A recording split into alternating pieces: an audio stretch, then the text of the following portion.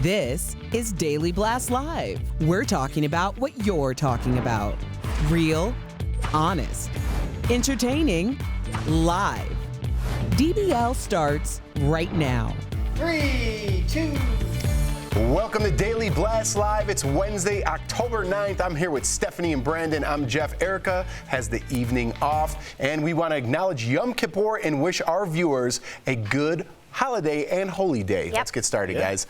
Matt Lauer is denying shocking new allegations. His former co-workers say he raped her in a hotel room at the 2014 Winter Olympics. NBC calls his conduct horrific, and his former Today Show co-hosts are now weighing in. Let's watch. It's just very painful for all of us at NBC and who are at the Today Show. And, it's very, very, very difficult. It's like you feel like you've known someone for 12 years, and I don't know if you guys have ever felt like that. You know someone, you know them, you feel like you know them inside and out, and then all of a sudden, like, a door opens up, and it's a part of them you didn't know. I think I speak for all of us. We're disturbed to our core. Yeah. But now Matt is speaking. He says it was totally consensual. He even wrote a 3-page open letter talking about it. And at the very end, he says, quote, "I had no desire to write this, but I had no choice. For 2 years, the women with whom I had extramarital relationships have abandoned their shared responsibility and instead sheltered themselves from blame behind false allegations. They have avoided having to look a boyfriend, husband, or a child in the eye and say, I cheated. They have done enormous damage in the process, and I will no longer provide them the shelter of my silence," end quote.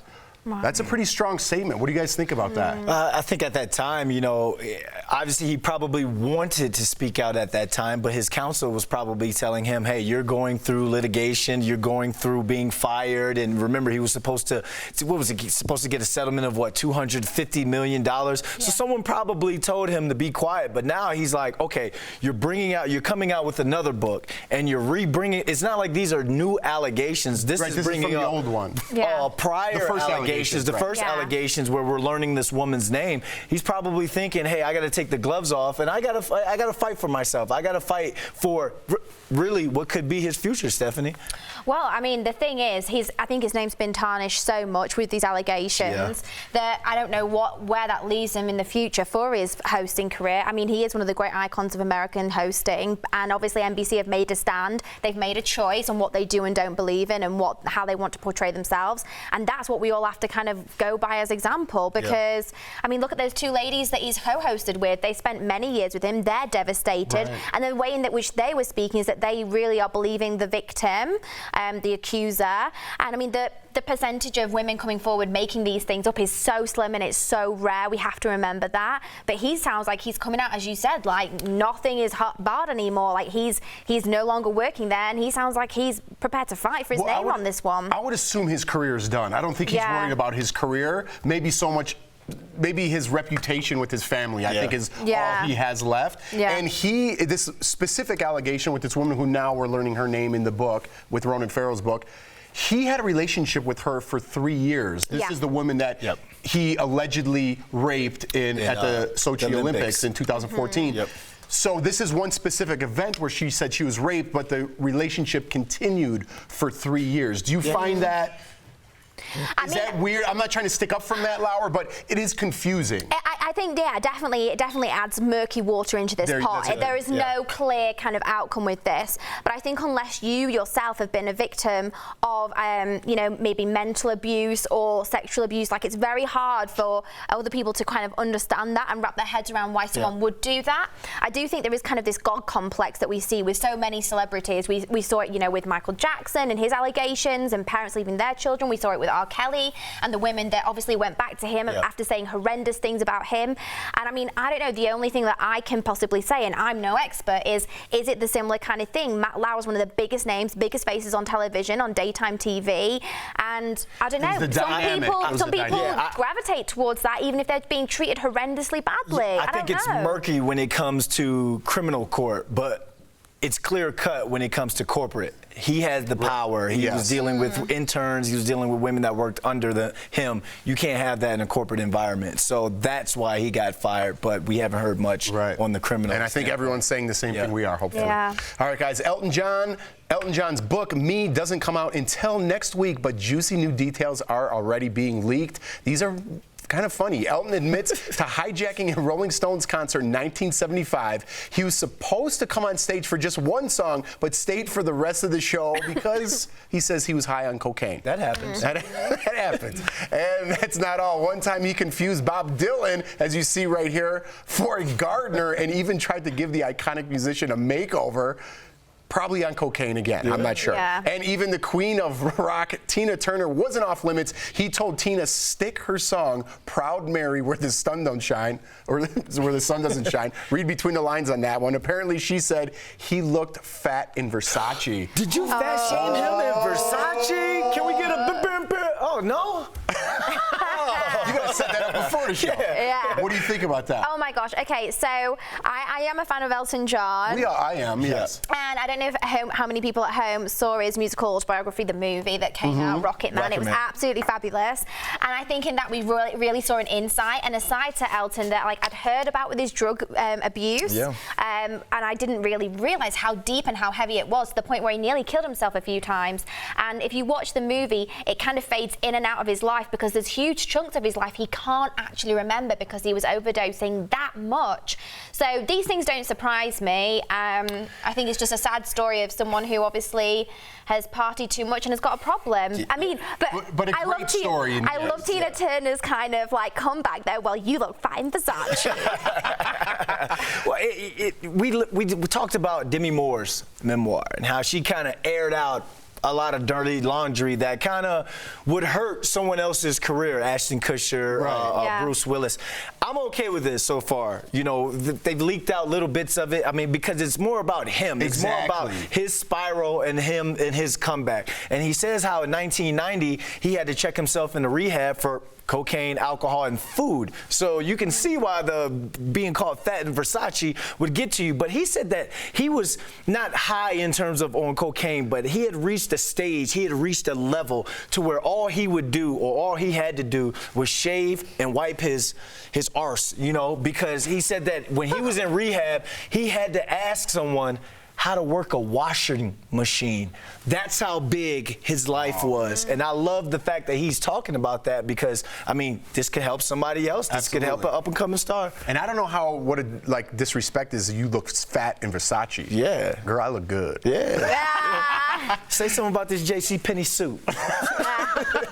All right, guys, a new collaboration will have us seeing double. Raquel, what's going on? Well, Jeff, Ed Sheeran is teasing a new project, and he's breeding along fellow redhead, his royal twin, Prince Harry. Take a look.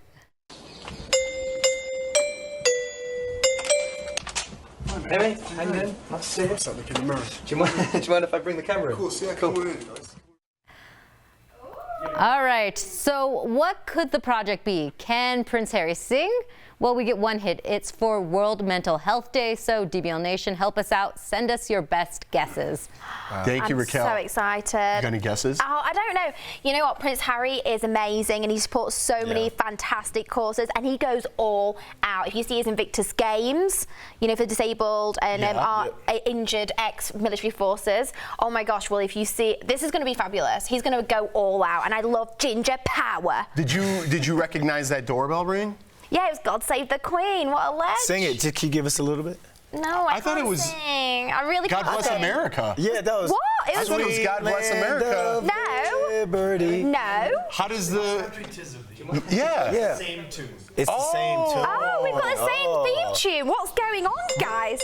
My gracious Queen. Sweet land of bliss. Oh my God, we have the same song. I feel like my childhood is a vicious Raquel, lie. can we get on that and find out which country that belongs to? It's definitely God Save the Queen. Jeff, I'm probably going to guess England since they've been around. Raquel, I don't know if your mic was on. She's guessing England. It's God Save the Queen. Yeah. Okay, it's probably going to be England because they've been around a little bit longer, Jeff. Yeah.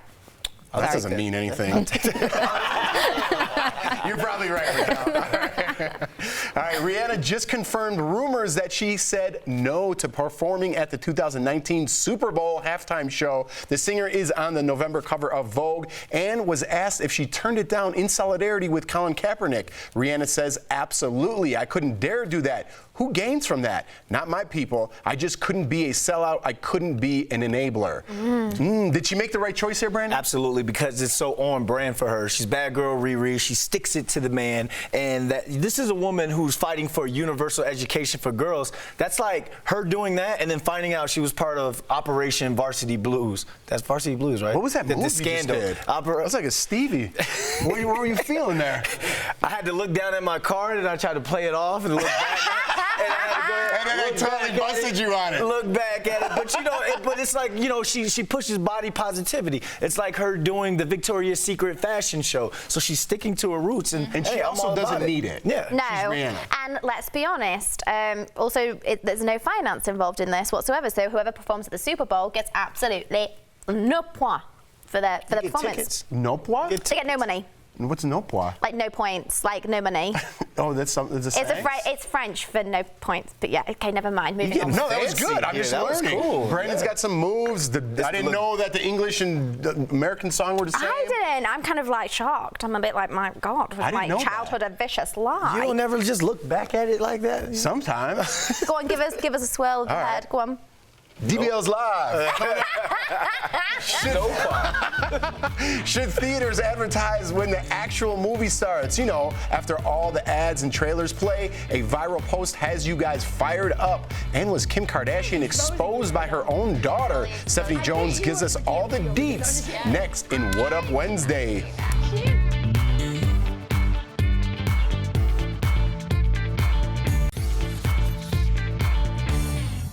Welcome back to DBL. It's What Up Wednesday, where I fill you in on all the hot celebrity gossip, because this stuff is important to know. So let's head on over to our What Up World map, where we're going to California.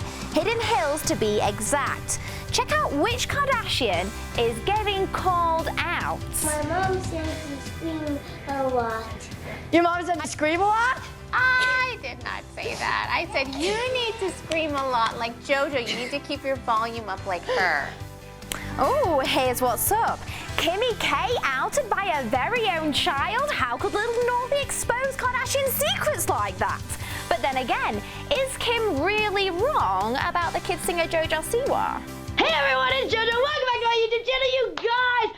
I cannot believe it. Be sure to give it a big thumbs up. Be sure to subscribe to my channel. Oh my God!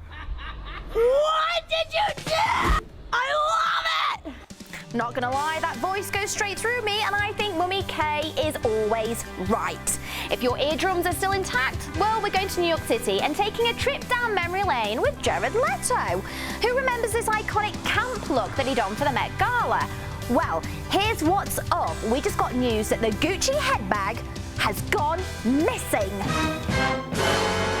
Now, don't lose your head, Jared. We've got a suspect that looks rather promising. It's only bloody singer Shawn Mendes. He was the last one seen with it on the Met carpet after all.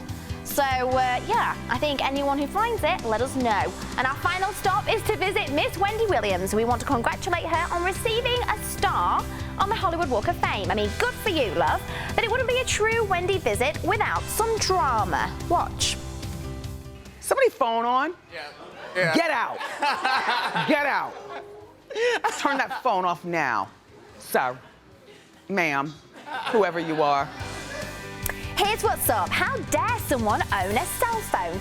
Wendy, how can you be the queen of all media and lose it over a measly Brandon, tell your side chick to call you after the show, not when we're live. Side chick, Stephanie.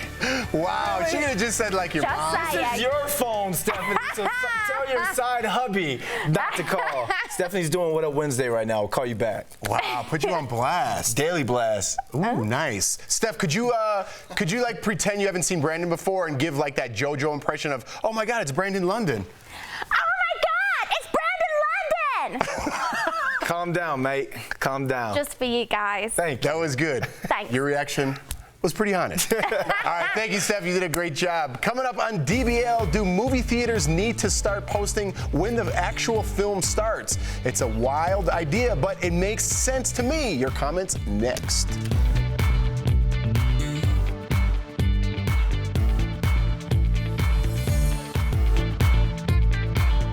Welcome back to DBL. Do you hate waiting in line as much as me? A journalist tweeted that he had to sit through 33 minutes of ads and trailers before the movie actually started. What? So he wants theaters to advertise the actual start time so people can plan accordingly. It's time to hear your take. Should movie theaters advertise the real start time? I kind of like this idea. Ooh, okay, Janelle, let's get it started. Janelle says no, because then everyone will pile in last minute and block my view of the opening scenes. Plus, I like the previews. I like you, Janelle. I'm okay. I went to go see Joker yesterday, and it was around 21 minutes, and I was okay with that because I had a chance to go sit down, have a meal, trickle in whenever I wanted to, ran back, got some popcorn, some Twizzlers. Just, let it breathe. Let me get adjusted. See, that's a single life, Let me buddy. get adjusted. That's a single life. Well, Stuart says, I think they should post 2 different times, one for when the previews start and then the actual movie start. That way I know exactly how much time I have if I'm running late or stuck in a long concession line. I agree with you, Stuart. I'm going to be real. I'm late for most things in life. I'm just useless with time. Do I do it on purpose? No, I don't. But would this help me? Oh, yes, it would. Again, the single life. Albert says, of course they should. Date nights, here we go, Albert. With my wife, our highly orchestrated events, we cram all of the fun we can into one night away from the kids. Now, Albert, somebody's speaking my language. Listen, I don't mind 15 minutes. I like the previews too. But 33 minutes on top of Once Upon a Time in Hollywood, that's 2 hours and 40 minutes? Yeah. I mean, dude, babysitters are $190 an hour nowadays. Yeah, but don't you go to dinner and get drinks before that? That 30 minutes isn't going to do much. And then see a movie in 3D, that's another $240 plus popcorn. That's another $800. Yeah. Man, the married life. It's expensive. It's expensive. All right, Carla, help us out here. Carla says, one of my favorite memories as a kid was watching a trailer in the theater and hearing my mom whisper, we're definitely seeing that. Sometimes the trailers are the best part of the experience. I agree with you, Carla, because I want to see what's coming up. I want to get excited about some movies that are coming. But if you don't have that many good movies that are coming up, who cares about all those trailers? So I'm kind of with you a little bit, Jeff. Your comment, he was like, oh, we got to pack a whole week into one night. I'm like, single life. Stay with the single life. Tumbleweed. I don't miss it at all.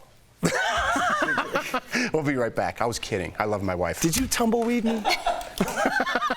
What's up? Are we gone? We're still That was my whole thing. I did a whole bit there. My joke was that bad? I guess mine was too. Welcome back to DBL. One last story before we go. Can you imagine what Friends would have been like without Jennifer Aniston? Well, that almost happened. Jen was offered an audition for Saturday Night Live before Friends, but she said no. Let's watch. But you went for an audition. I just meant to talk with him. Wow. Yeah. You see, I think the people... And I was such a young twit. I was like, I think the women need to be treated better here, and I don't... Oh, like, you did? You lectured Lauren? Because it was such a boys' club. Yeah. All right, so have you guys ever turned something down that wasn't the right fit for you? Have you ever turned something down? Yeah. What? I've turned down like a few different modeling jobs or commercials that I was like, oh, that could haunt me forever. All right. Nothing specific? Cool. Yeah. I'm not going to say brand names because I could get in trouble, but yeah. I was fishing for it. I was fishing. No, just things that I thought, oh, that could haunt me, or oh, do I really want that to happen or be seen, or brands that offered a lot of money for things like, okay, one I'm happy to say is smoking, like cigarettes. Okay. Oh. And it was for Philip Morris Group, and like, they had a really great pay, but then I was like, oh, what if in the future, I don't actually smoke, and I don't know. Sometimes you got to pay your rent. I would have took that check in a heartbeat. I would have been there. But, it's just, there's this rumor going on that I was cut by the Giants and Dolphins. I just felt like it wasn't that good of a fit for me, so I didn't want to play for them. That's understandable. Yeah, That's you know understandable. how that goes. What about you? My agent one time, this is a true story, legitimately called me, this is my old agent, by the way, and goes, hey, would you and Jordan be interested in a naked cooking show? Oh my God, that would be hilarious. And I'm like, is this serious? This is where my career is? Thank you, Daily Blast Live. Thank you, Daily Blast. It was a hard pass for both of us. All right, guys, we'll be back same time, same place tomorrow. Naked! No, we're not.